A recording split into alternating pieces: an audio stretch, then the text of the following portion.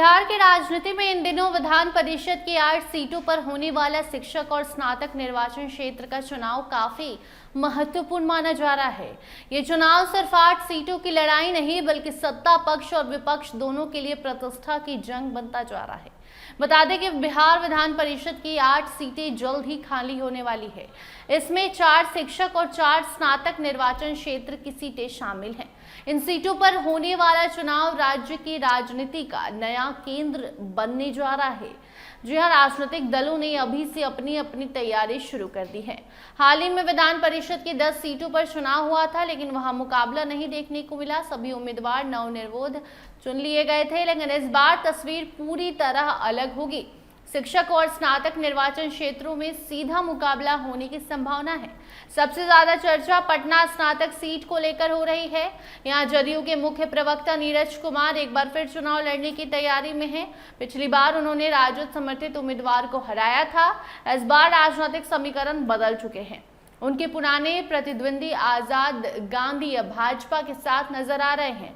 ऐसे में मुकाबला पहले से ज्यादा दिलचस्प माना जा रहा है। राजनीतिक जानकारों का मानना है कि इस सीट का परिणाम सम्राट चौधरी की राजनीतिक साख से भी जोड़कर देखा जाएगा। इसीलिए ये सीट पर सभी दलों की नजर बनी हुई है। वहीं तिरहुत स्नातक निर्वाचन क्षेत्र में भी कड़ा मुकाबला देखने को मिल सकता है। यहाँ करीबन 1,35,000 मतदाता हैं जो इसे बड़ा स्नातक निर्वाचन क्षेत्र बनाते हैं। पिछली बार हुए उपचुनाव में जदयू को हार का सामना करना पड़ा था। शिक्षक नेता वंशीधर बृजवासी ने निर्दलीय उम्मीदवार के रूप में जीत हासिल की थी। अब जदयू के अभिषेक झा मैदान में उतरने की तैयारी कर रहे हैं और जीत का दावा भी कर रहे हैं। शिक्षक निर्वाचन क्षेत्रों में भी राजनीतिक हलचल तेज हो गई है। पटना शिक्षक सीट से नवल किशोर यादव लगातार शिक्षकों के बीच सक्रिय हैं। वहीं तिरहुत शिक्षक क्षेत्र में वामपंथी नेता संजय कुमार सिंह तीसरी बार अपनी किस्मत आजमाने की तैयारी में हैं। उनका कहना है कि उन्होंने शिक्षकों की समस्याओं के लिए लगातार संघर्ष किया है और इसका फायदा उन्हें जरूर मिलेगा। दरभंगा की बात करें तो दरभंगा शिक्षक निर्वाचन क्षेत्र में भी इस बार चर्चा है। कांग्रेस के वरिष्ठ नेता मदन मोहन झा फिर से अपनी दावेदारी मजबूत करने में लगे हैं। पिछली बार उन्होंने जदयू उम्मीदवार को हराकर जीत दर्ज की थी। ऐसे में इस सीट पर भी मुकाबला रोचक होने की उम्मीद है। सारण की बात करें तो सारण शिक्षक सीट पर राजनीतिक गतिविधियां बढ़ गई है। उपचुनाव में जीत हासिल करने वाले आफाक अहमद अपनी पकड़ मजबूत करने में जुटे हैं। वहीं दिवंगत शिक्षक नेता केदार पांडे की राजनीतिक विरासत भी इस क्षेत्र में असर रखती है। उनके पुत्र आनंद पुष्कर के जदयू में शामिल होने से मुकाबला और दिलचस्प हो गया है। इन चुनाव में सबसे बड़ी खासियत यह है कि यहाँ मतदाताओं की संख्या सीमित होती है। 4 स्नातक क्षेत्रों में लगभग 4,85,000 मतदाता हैं, वोटर्स हैं, जबकि 4 शिक्षक क्षेत्रों में करीबन 45,000 वोटर ही हैं।